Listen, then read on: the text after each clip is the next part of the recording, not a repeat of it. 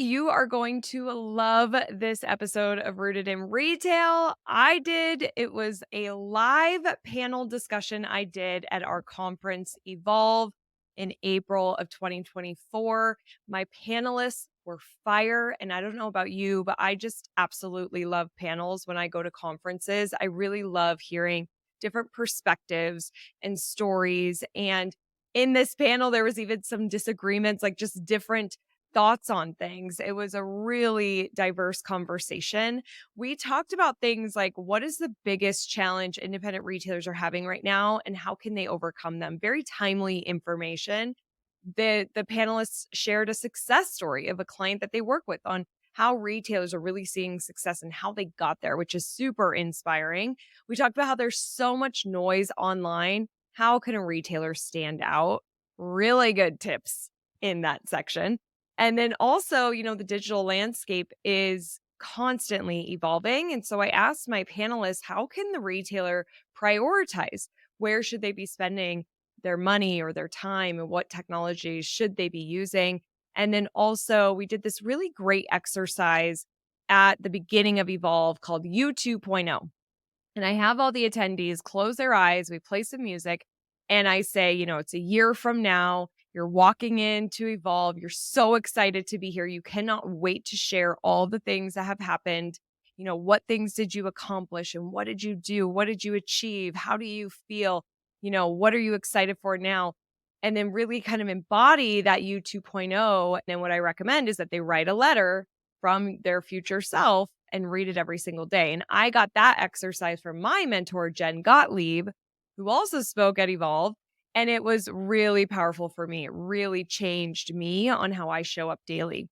So I asked the panelists to give advice for our attendees. As we're all sitting here a year from now, what do the attendees need to know to help them achieve their 2.0? So I didn't plan on that rhyming, but that was really fun. So I know you're going to love this episode. I loved it so much. You might even listen to it a couple of times. Let me know your feedback in the Facebook group. Search for Rooted in Retail on Facebook, and let's dive into today's episode. Evolve 2025 tickets are now available. We just wrapped an incredible conference. Conference attendees were saying this was the best conference they've ever been to. Evolve is made exclusively for independent retailers. So if you are a retailer and you want to evolve, you want to grow your business, lock in your ticket for next year now because it's the cheapest it will ever be. You could get tickets starting for as low as $297. This is the time to secure your ticket. They will never be this cheap. So get your ticket now at crystalmediaco.com/evolve. And I can't wait to see you next year.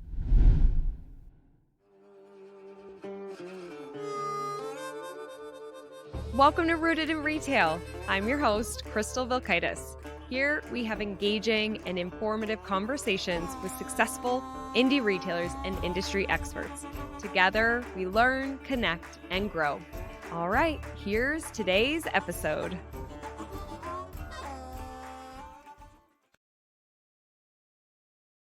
We're going to do something special here. And this is like a live interview for Rooted in Retail. So we're going to share this on the show. I have my retail experts here, as well as Natalie, who is a retailer. And and is a retail expert because she's a retailer. And to kick us off here, I need a big round of applause, like we lost our minds on Price Right. Yes! Yes! There we go. Love it. Okay, so if you each could take a minute or two here, share who you are and how you got into the retail world. And Nick, I'll have you start. All right. Starting first leading it off. Yep. Hey everybody, my name is Nick McHenry. I am the founder and CEO of a company called One Shop. Before that, I spent over a decade in retail and mainly in wholesale on the corporate side as a vendor, selling to many stores like yourselves. And then started One Shop with the kind of whole mission to help stores like yourselves use technology to drive customers back in store through smart loyalty, email, text, and everything in between. Awesome. Thank you. Yeah, I think you're good, Kathy. Come on, Kathy. Here you go, right? Yeah? Yeah, you're Okay, good. Hey there, I'm Kathy Donovan Wagner, and I opened my store. I was a accidental retailer. Any other accidental retailers? All of us. All of Right, us. exactly. Right. And we started out great. We did incredible business the first year we were open, so we thought, I know, if one is good, two would be so much better. Until it wasn't, and we were almost bankrupt, and honestly, we found Management One, and I was one of the very first clients that they ever had. Mark Weiss, the founder of Management One, was my coach, and it turned everything around for us. I found that I just loved seeing the transformation we had. I wanted other retailers to have the same, and so I sold my stores and founded Retail Mavens, and was one of the first experts that Manager One had. And so now what we do is we help retailers get more profit and better sleep, which everyone can use, right? Can I get an amen for some more? Yeah. Both? Woo, amen. Yeah, exactly. And really, at the end of the day, it's about evaluating those daily metrics that Dane talked about, and then creating space for some of those massive ideas and taking those ideas and creating action plans so that you can literally live out your dreams. That's what we do. Right. Awesome. Thank you, Kathy. Bye. Hello, I'm Vi Wickham. I am the founder and managing partner of Wizard of Ads Online. I have been doing e-commerce retail marketing and the whole internet stuff since my first site was in 1998 when I helped. It's called Amazon. Yeah, well, way before Amazon or Google Shopping existed. But it was a lady who was importing pearls from China and selling them online out of Brooklyn, New York. And I've been doing web development and digital marketing ever since. So what we do is we help businesses grow using digital tools. So Vi Wickham, Wizard of Ads Online. Awesome. Thank you, Vi. Natalie? Hi. Hi. I'm Natalie Gardner. I co-founded and am president of Dr. Doug's Balms with that guy in the back, Dr. Doug himself, who came to see today. Doug. Dr. Doug. Most of my career was actually in the biotech and pharma world, and I got here I always chose things I was passionate about to really represent in that world.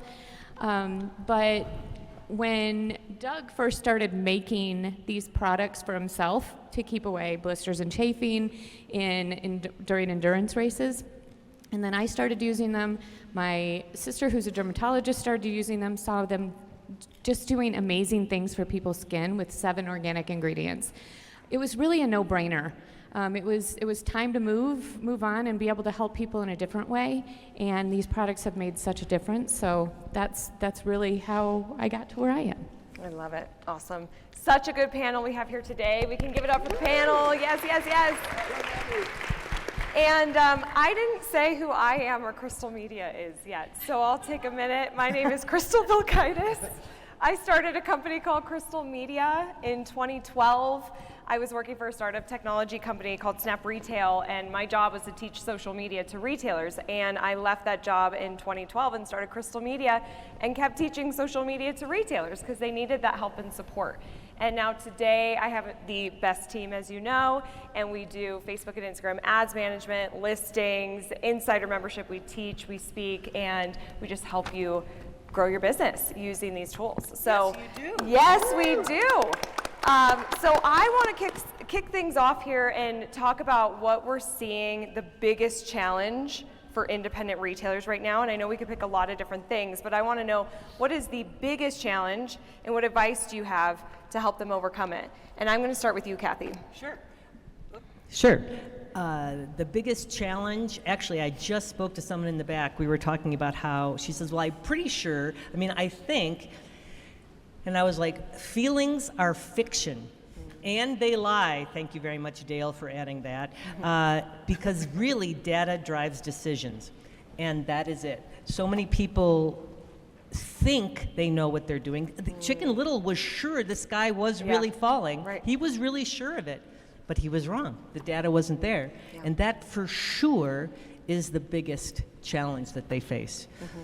Awesome. Yep, totally. Vi?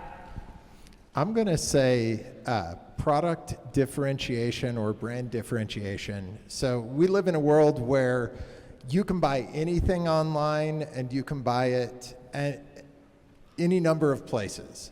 And if you want it to not be all about price, you want to be able to compete with places like Amazon and eBay, you need to have a brand and clear messaging that tells your story in such a way that people are connecting with you, and they're not just thinking about the product, they're thinking about who they want to buy that product from. Awesome. That's good. Natalie? For, I actually think the biggest challenge as a retailer is keeping, for me, is really keeping top of mind, and consistency and communication is just so important, right? And all of our customers customers are so different based upon, I mean, what we're selling, but when I think about what am I trying to say here? Sorry. So just thinking about how do my customers communicate, and being consistent. I can't do it all, right? And that's why we hire great teams like some of these guys have here. But pick one that your customers really resonate with, and just really be consistent with it. Yes, and that's a big challenge, but yeah, that's important to do. So good. Nick? I think that the most challenging thing for retailers right now is everything. And what I mean by that, though, more specifically, is, you know, if the business doesn't seem like it's changed that much, but, you know, if you fast forward to the beginning of my career, when, you know, opening a physical store, it was like, what do you need to do to be successful? Open on a good location, have good product, have good service. And if you did those things, you would be like, you know, a successful retailer, let's say. Now, it's like, start a website, do TikTok, do Instagram, do Facebook, run ads, launch an NFT, layer AI on top of that, do everything. And I think the demands of the noise of like how many different strategies you could do to grow your business is forcing retailers to have to learn so many skill sets that maybe is not the natural skill set the industry's always done. And I guess my advice to that, the second part was advice, right? Like, yeah. Right? I guess my advice to that would be to try everything, but fail super fast and drop things super fast. So don't be afraid of, you know what, this week, I don't know, we're gonna go live, or we're gonna do this new thing, or we're gonna try this new, whatever. And then figure out what the goal is, try it, figure out how well it worked, but be okay dropping it and moving on to the next thing. And then when you find the thing that works, find the 2 or 3 things that are really driving the needle, and then triple, quadruple, double down on it. You know, and the importance of that is not being afraid to fail. Yes. Because, I don't know, does anyone wake up in the morning and say, oh, I cannot wait to completely screw things up today and fall flat on my face? That's going to be awesome, right? Right. But I love saying that the word fail actually stands for first attempt in learning. And so I think that's really true. Because I think that I know what happens in my business too, is not only do I try everything, but then I'm also so fast to rush to the next thing. Oh, okay, this should be better, this should be better. Yeah. And you have to stop and see what you've learned from it, and then move forward. You're right. Yeah, and don't be afraid to fail and revisit it either, right? Correct. So it's like, I mean, Absolutely. just because it didn't work now doesn't mean in 6 months, like, constantly be running these experiments to figure it out. But taking the time to reflect, that was something I learned from the VIP day yesterday, was about not just judging how you're but to look at the numbers of how many looks are you really getting on your Facebook Reels, Right. and how, you know, for you guys it was tremendously more than the other ones. I mean, that's crazy, right? Yeah. And so I think you're right, and that's the only way that you know if you've truly lost or not, is by seeing what those numbers are. And so often, because there's so much to do and we're wearing so many hats, we're racing on to the next thing, because you know you meant to look at that, but then someone calls in sick today, so now you're working on the floor, and, you know, yada yada. Totally, So it's like totally. scheduling that time for reflection. Yeah. The other side of the everything is learning to focus on the things that are going to produce results for you and not being distracted by the things that are just going to waste your time. Yeah. If only we knew how to identify those from the get-go. It sounds like you're going to talk about data. Yes. Data. Okay, so Nick, you mentioned the word noise, which is so true. And there's a lot of noise out there. So I'd love to hear, how can an independent retailer be memorable in a sea of forgettable? That's a really good question. Jeez. I would say two things. One, I think that there's different layers of where you need to be memorable. Most of the folks out there, just show of hands, how many of you guys have a physical store? Basically everybody. So in a physical store, if you do it right, being memorable is basically your circle, right? So you could be the only toy shop on that street, which means that being memorable just means being the best dang toy shop to that neighborhood, best service, best product, smiling faces. I know the people in the store. That's differentiation. Now you go to Instagram, and it's the entire world of differentiation. So I'd say the wider you go, the more you have to identify your true core strength, and that's different for every single person. So it's hard to give like straight, overarching advice for differentiation. But I would say if you're quirky and wear cat ears to every single show, lean into it. Go for it. If you are a great writer, lean into it. If you speak too fast and are super high energy like me, lean into it. Find that thing and then just double down once again. Mm-hmm. That's really powerful. I think it's so important that you know who you are, and that you literally stand for who you are, and you maximize that. Because I'll never forget working with 3 women's clothing stores in a block and a half in Chicago, and you'd think, oh my gosh, they're all aren't they all competitive? No, you guys, what ended up happening was that they were all trying to copy each other in a little way or not. But instead, I was able to sit down with one and, okay, look at the data. I do have to throw that in. And she was excellent at accessories, so we completely grew her business and had her focus on what she was good at. The other person was really great with special occasion dresses, and then the other person was much more of a lifestyle store-to-store. So actually, at the end of the day, once they saw what they were really good at, once it became obvious to them, all of them succeeded and all of them grew. And you can't be afraid to do that, no matter what it is. I'd love to talk about Green Monkey in Raleigh, North Carolina. Oh, yeah. And they are a set of guys who is proud of being gay and is proud of what that stands for. And because they have stood for that, and they do so much to support that community, that has grown their business because of that. So whatever it is, whoever you are, stand for who you are. And the thing is that sometimes I feel like we can't see it ourselves. Because to your point, you go online and you start looking at, oh my, that toy store is, they're doing that so great. That's a great point. I should do that. That's a great point. Oh my gosh, look at what Marie is doing. That's what I have to do. Oh, I don't know, Amy's got it going on though. I mean, and you can't do that. And so make sure you ask for advice from it. And I bet that your own people, your own friends know you even better than you are. Ask them tonight when you guys are together, what do you think makes my store different? Mm-hmm. Because every single store is different, and sometimes we just can't see it ourselves. So true. I love the saying, and I know you do too, you can't see the picture when you're in the frame. And so having somebody look out and reflect that back to you is so powerful. Vi, what about you?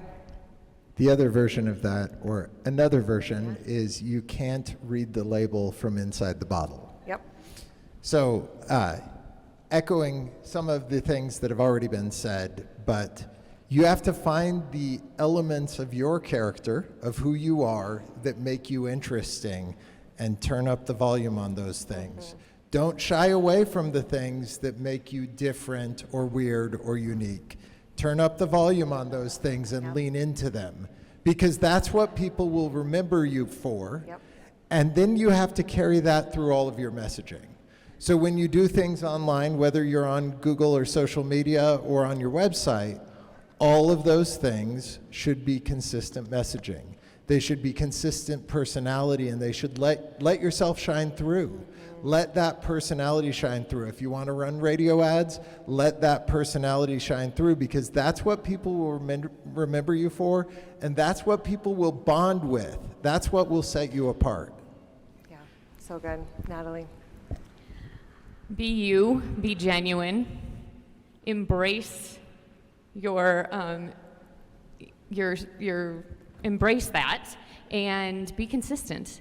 But your energy that you put out and being your genuine self, it will draw the people to you, and it will draw the people who truly are meant to be your customers to you. Yeah, that's such a good point, because I actually think sometimes we can become something else, or we're comparing ourselves to what everybody else is doing, that we do lose ourselves, and then sometimes we feel like that's how we're going to get all the clients, though. If I'm the most entertaining person on social media, then I'll really grow my business and be like that person.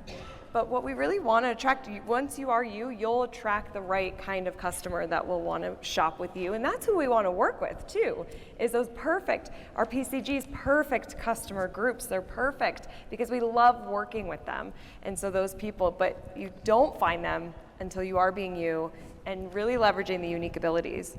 And I do think that part of being you means that you're also knowing that you're not for everyone. And Exactly. that is a scary thing to say. That's a scary thing to stand for. But honestly, what I love about who you are, Crystal, is that you are abundance personified. Really, that there is more than enough customers for everyone. And there really are, you guys. Yeah. There really are more than enough customers for everyone. And so you don't have to be afraid of your competition. It's all about collaboration.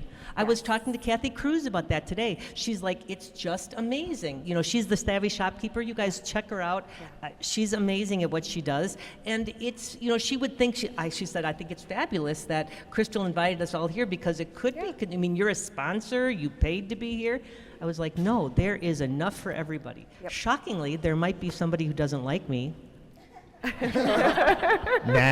No, but I get it. Everybody's different, right? Yeah. And so that's the beauty It's of so it. true, so true. You got to choose who to lose. You know, Oh, choose when who you're to authentic lose. and true to yourself, people who resonate with that will be attracted to you, and others will go a different direction, and that's perfect, because you don't want to work with those people anyway that are a pain in the butt. So true. I also think, to clarify, like with this differentiation topic that we're talking about, I mean, guys, the bar is really low. I think we're here talking like as if you got to be like this. Right. You got to be this huge like thing on your street or whatnot. I shop a lot, and the service level is just like so. The amount of stores I go into that just don't even greet me, or you know, don't ask how I'm doing, or stuff like that. So your bar could be, you know what? We say hello to everybody that walks in the door. You know, that could literally be your differentiation, and like, boom, you're differentiated. Yeah. So. Did you guys write that down? That's a good tip. Say hello. One of our team members had a store too, and he used to say that my store, I'm the friendliest store on the street. And he said people would come in and say, "Wow, you are? That's incredible! Like, how did that happen?" I declared it. It's true. Exactly. Yep. Totally. It's so true.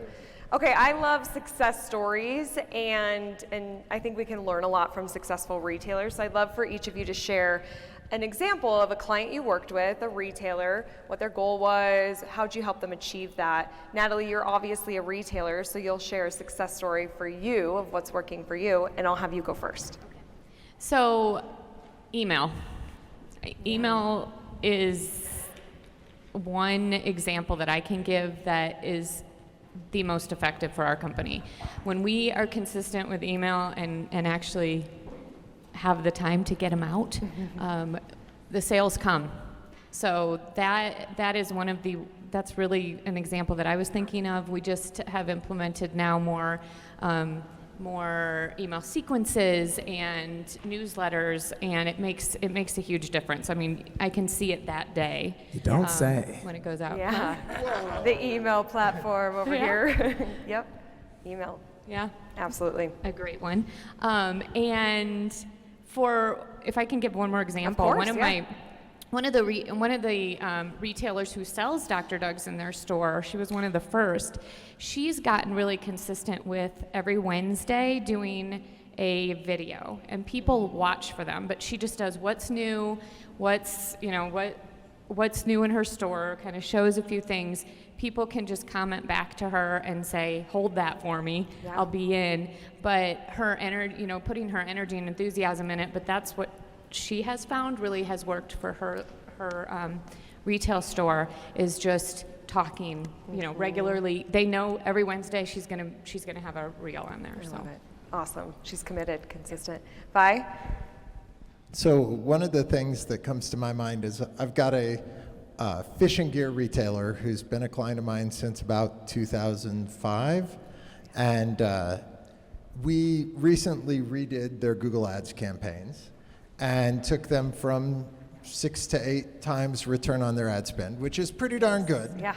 But now they're at about 14 times return on their ad spend after we reworked everything. So they're spending $6,000-$7,000 a month and generating about $130,000 in revenue. So Dang.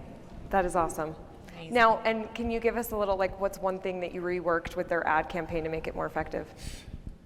Well, I mean, one of the things we did was we went through a lot of their Google Merchant Center, which is where you can synchronize your products to Google. And so there's free listings with Merchant Center that if you just set up the synchronization, you'll get a certain amount of free traffic from Google, but then you can run shopping ads on those as well.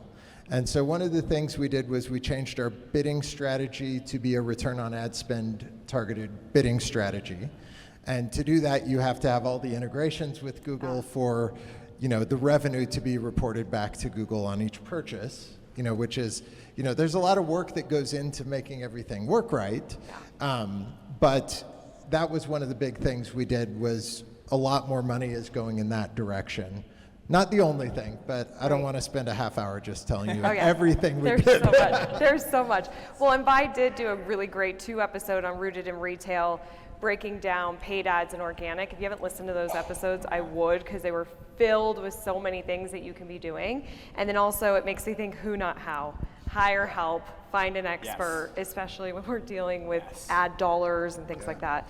Yeah. And just a word in that same direction, I just published a blog post on Wizard of Ads Online on the elements of a perfect landing page for products, so a perfect product page. Perfect. So And lots to learn there. Maddie or Pauline, let's link to that when we send out resources. We're going to send out some resources for you guys after the show here, so we'll link to his blog post. Kathy, what about you, a success story? The one that always gets me was the client who had opened her store and was really loving it, having a lot of fun and everything. And she said, I called you because my husband's had an accident and his disability ends and I have to replace his income. And I was like, oh, all right then. And so she said, and I need to do it in 7 months. Oh, all right then. And we did. Wow. And in fact, now we've increased her business by about 6 times, and I'm proud to say that she's one of our millies. We started a thing where once you cross $1 million, you become a millie, and it's we talk about it, we celebrate it, because did you know that less than 1.7% of all $1 million businesses that do over $1 million are owned by women? How ridiculous is that? 1.7%. I'm seeing some high fives. I liked that. Yeah, exactly, yeah, right. I like seeing that. I want to see more of that for sure. I've become so passionate now about increasing that number because it's attainable. It can happen. You can do it. Amen. And the reason, and I believe that how she did it was because we knew the number we had to get to, and we knew the time period we had to get there. And so when you were talking about how, you guys all do everything. There was no time. I mean, like, we had to make sure we were absolutely crystal clear, focused on getting that goal within the 7 months. And I really believe that that's why. So now we continue to do it. We call it a sticky number. We gave it a name. And so we call it a sticky number, where you should come up with a sticky number, whatever it is for you. There's no right or wrong thing. And then what are you going to do to get to that number? Yeah. This is where I like having that vision, and part of the U 2.0 was like, what did you achieve? Where am I going? Because there was a very clear vision of what needed to happen. When we don't have that, where do we end up? And it takes us forever. Like, as long as we give it, things take as long as we give them. So it's 7 months. That's an epic story, Kathy. Correct. Thanks. Yeah, Nick.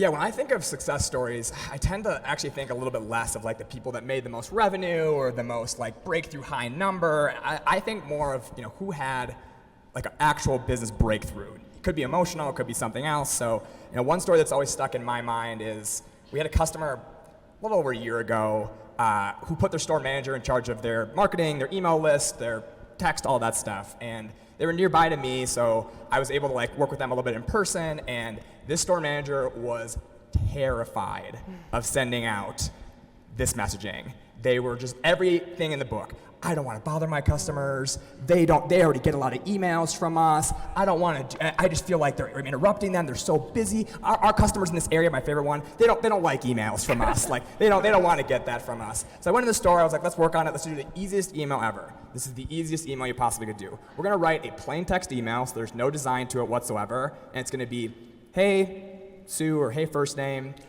I'm the manager of the store. I just wanted to reach out. I know you bought with us in the last 30 days. I just wanted to see how it's doing, how it's going. Do you need any help? Can I help you with it at all? Signed, manager. He went into the fitting room, closed the blinds to write it out, was like just so petrified in his email. We sent it out, and he called me the next day, and he was like, you will not believe what happened.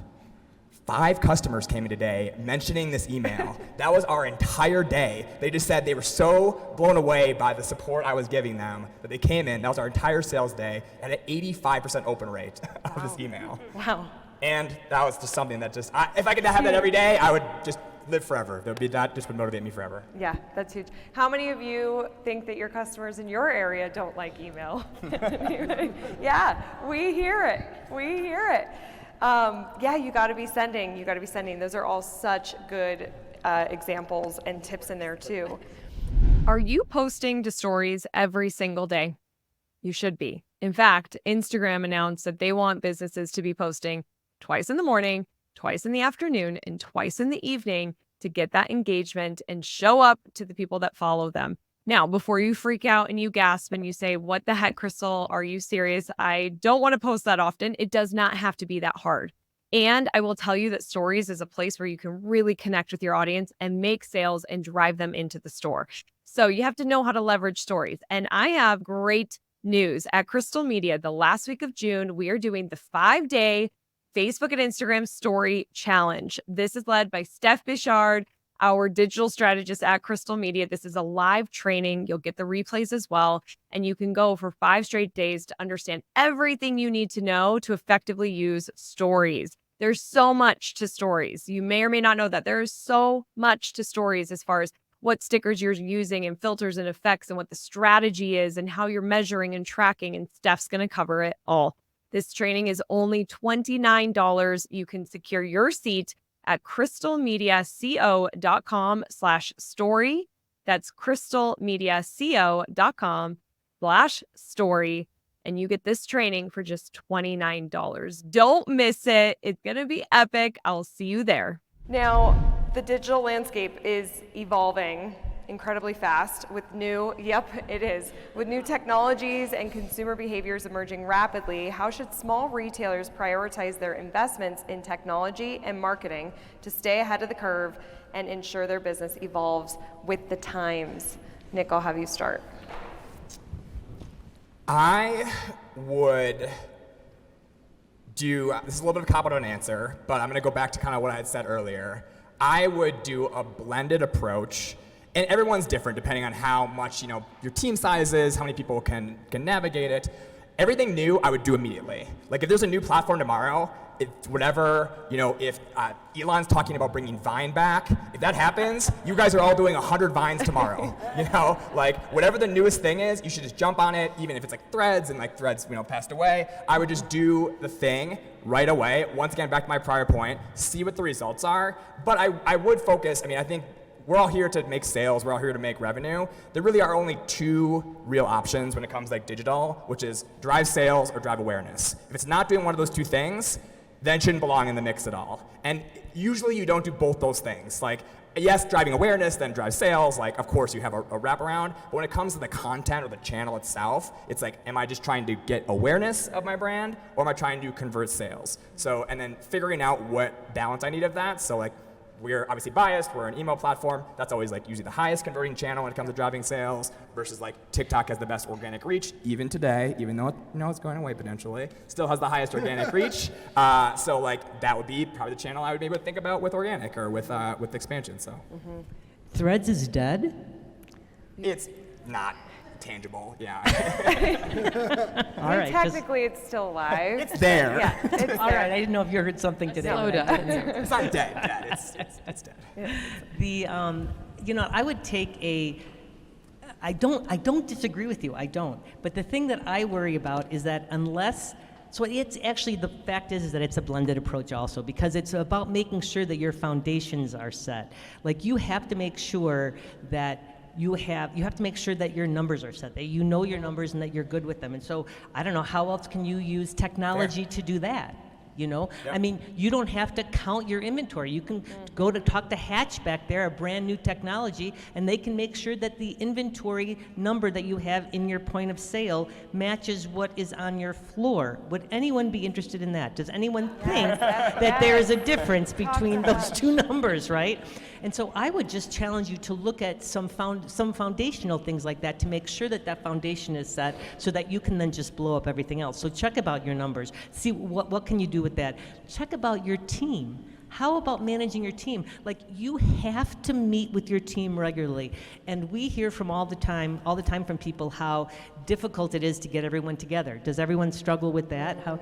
Well, why not use Zoom, certainly an old technology, to meet with your team? Use that. Instead of getting in person, it doesn't have to be in person. So often we get stuck with functional fixedness, thinking that things have to be a certain way. We have to meet in person. No, you don't. No, you don't. You can use Zoom. And, oh my gosh, add on top of that, read.ai, READ.ai, have that running, and that can also do a video of the video of your meeting. It will transcribe your meeting, and it'll also create the action steps for you from the meeting, so you can send out. So that's the kind of thing. And you do have to market. I'm not saying you don't have to market. Of course you have to market too, but you just can't forget about those other things. Oh yeah, well, and you used, because we were preparing for a Rooted in Retail interview, Kathy and I were, and she sent me a transcription of her Zoom call that I could just quickly read, and it was so much faster than watching the video. So it's a great efficiency tool in technology for sure. Yeah. Vi, what would you say? I think the important thing to remember is all of these things are just tools. Mm-hmm. All of the new technologies, I'm no tool. No. But all the new technologies, all the toys, everything that comes out that wants your attention, just remember it's a tool, and you can choose whether or not you want to use that in your business. The other thing that came to mind is that Kathy brought up is measurement, because you can only improve what you can measure. Yes. And when it comes to all things online, they are all measurable if you set them up to measure them. And very often, that's the last thing that gets done. So if you don't have your Google Analytics set up and your Tag Manager set up and you have event tracking and goals set up, you're not going to know what's happening and what's working and what's not working with your email campaigns or your Google Ads or your social media. So having measurements set up is a foundational element to any kind of online marketing, that if you don't have good measurement, you're spitting in the dark. You don't know what's going to land and what's not. Mm-hmm. So true. Natalie. I would say go with what, first identify what you love to do, what you're good at, and then find the right team, find the right vendors to help you do the rest. Because I don't know about you guys, but I feel like somebody's tapping at my shoulder constantly. There's this next great new tool. There's this so many great things that I would love to do. But we can't do it, again, we can't do it all as small business owners, right? So figure out what you love to do, what you're really good at, and then hire the right team. And I'll tell you, I've been burnt. I don't know if anyone else in this room feels that, but they've hired this vendor because one reason or another and had a good feeling, and it just was the worst.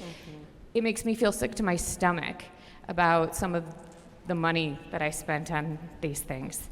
So being here and being in this room and meeting some of these amazing vendors who can help us, keep doing that. Yeah. I mean, I love, Crystal, what you've brought together and everybody here, because when you get to know people one-on-one, I mean, I will never do that again, okay? It's always going to be through networking and through meeting people in person, so. Yeah, so true. And again, that's why it's amazing that we're in the room where the magic is happening and connecting like this. It's so true. So we did our U 2.0 this morning and visualized our future self. And I would love to know, what advice do you have for our attendees to help them get to that future vision? Obviously, we don't know what everybody picked. It's more of a bigger picture on what do they need to hear, or a question, or what advice would you give them to really support them to get where they want to go? And Kathy, I'll have you start. I was so hoping you weren't going to pick me to start. We can have someone else start. I'll be honest. It's such a big thing. I will say that you have to stand true in who you are and make sure that you're exploiting your strengths. Exploit your own strengths and delegate those weaknesses. And demand a return from them, like you said. Demand a return from those vendors, for sure. And if you're not getting one, don't wait. Like, right away, talk about it. Talk about it to them. Because you are the CEO of your company. It is you. You are the CEO. So when you were wearing you can't wear, all those hats don't even look good on you. That's good. The only hat you want is that CEO hat, right? And you have to make some tough decisions. And so who can you, to your point, Natalie, what can you outsource and what can you expect a return from? And I tell you, the one thing, I go back to what I was sharing about my client and what I found has worked for myself. Look for that sticky number for yourself and make it incredibly specific and an incredibly specific timeline and how you're going to feel when you get there. Like, this woman was going to she was panicked. She had no choice. She had to make that number. And it changed who she was in those 7 months. It changed the way she approached everything. Yep. So don't pussyfoot around it, you guys. Don't pussyfoot around it. Like it. Bye. I think there are some of you out there that get caught in the weeds. And you're taking this time to lay out that vision for what you want to be in a year and what you want to be doing. Take a little time to step back. Take a little time to breathe before you jump headlong into it, and create that space for you to make decisions as to, this is what I want to do. Is it me that's supposed to do this, or should I have someone on my team be in charge of this? And don't be afraid to delegate responsibilities or areas that somebody else is going to take care of this whole thing, not just delegating tasks. Because it's easy to delegate, go do this one thing and get back to me when it's done. It's harder to delegate, you're responsible for the results of this thing now. And I'm speaking as much as to myself as I am for speaking to you, because all of us have this challenge of, I have this place I want to get to, and I need to be able to allow somebody else to really take this on themselves and run with it. Yeah, I would say continue to surround yourself with the right people. You know, there's some great people in my life, and I love them, but when I go home and start to debrief from things like this and start to implement, they don't really get it, you know, and so that support, to have that support from those who are going through it with you, maybe not with you, but like you, it makes such a difference. So go to my 2.0 next year is going to say, wow, I'm glad I went to that Evolve. I'm glad I'm registered for Evolve 2025. Yeah. I'm glad I joined that mastermind. I'm glad I met new people who support me even from afar. So that's my thought and advice. I wonder if one of the benefits of being here is seeing all these people, and all these people that you're with. I challenge you to add to your sticky numbers which one person or maybe two people will you partner with to hold each other accountable, so that you're not just sitting at home alone debriefing and then whatever, right? I mean, like not getting lost in the weeds, like you said. I challenge you all to do that. Yeah. Get yourself so an accountability buddy. Yeah. How many of you like that idea? I love that idea. Challenge accepted. Right, challenge accepted. I love it. Love it. Nick, what would you say? Yeah, so I don't want to come across as disagreeing with anybody on the panel here, so I'm going to preface it with that. Be disagreeable. But because I've been working on this myself personally, and I would say the two things that I would take away when it comes to U 2.0 is to be patient with yourself. I think that when it comes to goal setting, we all like this, like 1 year from now, I'm gonna be at X, like, you know, January 1st, I'm gonna work out every day, I'm not gonna drink, I'm da-da-da-da-da-da-da, and like by January 14th, all that's gone, right? And it's like, but what is a year from now? It's a date that we kind of randomly picked in time, 1 year from now to pick that, we wanna be at all these places, and focus more on, like the way I like to think about it is go really big in the long term and really short really tangible in the short term. So because if you're thinking I want to be a $10 million store someday, and I ask you, okay, would you be happy with that if you did that in the next 10 years or 15 years? And you're like, yeah, of course in 15 years, about a $10 million store, I'd be happy. Then really all that matters is in the 1 year time frame is we are progressing on the right direction towards that path. So as opposed to, okay, 2.0, 1 year from now is the end all be all, I would look at it more as like, all right, 2.0 is kind of like where I want to get to. It's good to have goals in a 1 year time frame, but those should be in scope of a much longer time frame and not be like upset in a year. It's like, well, I want to do these 50 things. I didn't do the 50 things. I'm a failure, da da da da da. Like you get in this mental self-talk and just be like, did I progress towards my U 10.0, 15 years from now? Am I on that path? We've had retailers before who are like, I want to be $1 million store or $2 million store by December. And then we get to 700K and they're so upset. They're like, but my goal was hit 1 million. This was the year I was going to do it. I'm like, but you grew every month at 5%. If you just keep going, who cares? You're going to hit it in 10 more months from now. Like, does it matter? Like, you're profitable, blah, blah, blah, blah. So I think it's just like we are too stuck on these short-term deadlines that we kind of get mentally mixed up. Such good advice, and it's so true. It reminds me, I heard Gary Vaynerchuk say we overestimate what we can do in a year, and we underestimate what we can do in 10 years, or even 5 years. So this is really good practical advice, and a way to really, I loved everything that you guys said. I want to add that what has worked really well for me, it's similar to your success story, Kathy, of I put pressure on my goals and what I want to achieve. So like I'm getting married in September, so I'm a little more motivated to work out and have this wedding body that I'd like to wear at the start. You all need to get married this year. So everybody needs to get married. No, but there's a pressure, right? There's a pressure on my goal. I've joined masterminds where I've invested a lot of money in myself because I put pressure on myself because I'll show up differently. So looking at how can I add some pressure because it creates accountability.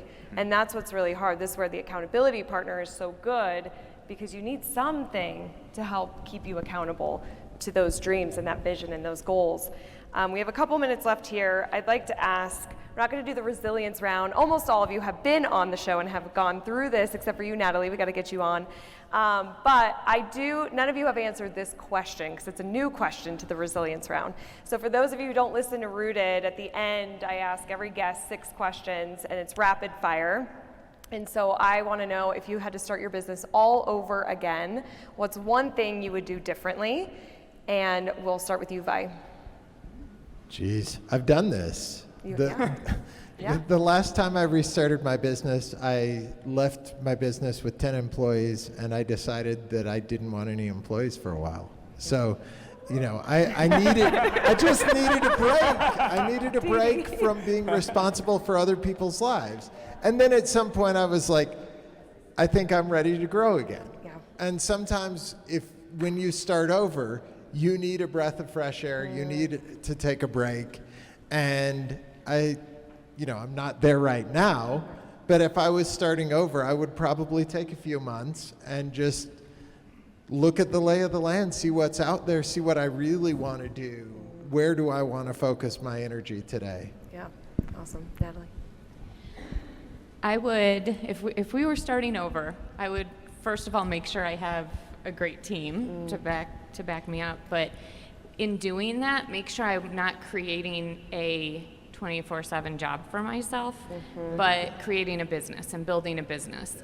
And it took a while for me to learn that. Yeah. But I would do that from the very beginning if I was going to start over. You're smart. Yes. Yeah. What about you, Nick? I mean, the short answer is I'd do everything different. Like literally every single thing I would do differently if I had to start all over again, now that I know what I know now.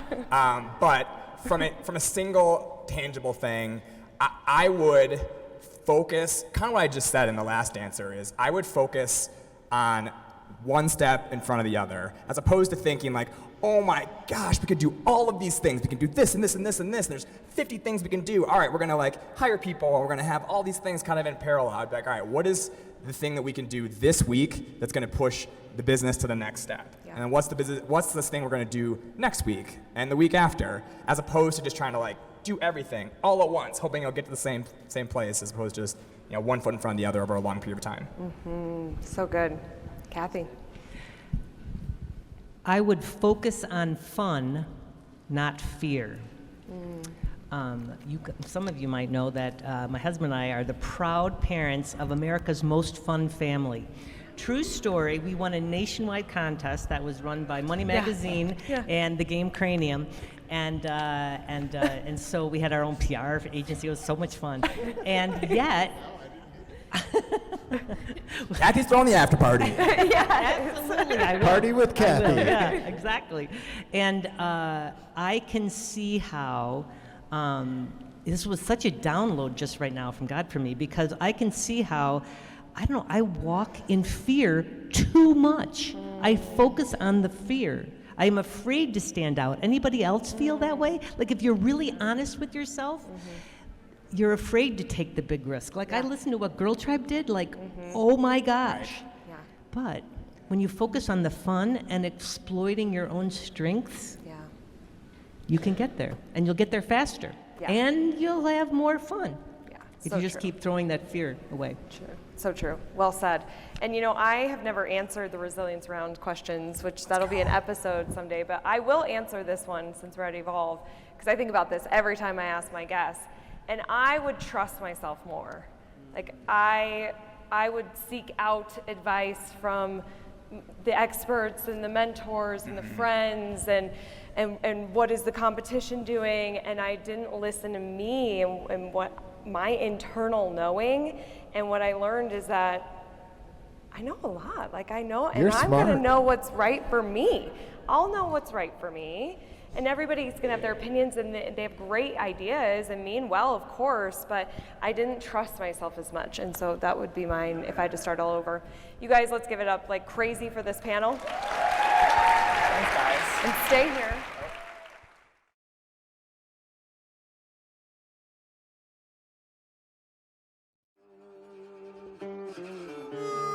Thank you so much for being here. It means the world to me. Don't forget to join the Rise and Shine newsletter, which is social media news you need to know, sent via email every Monday morning.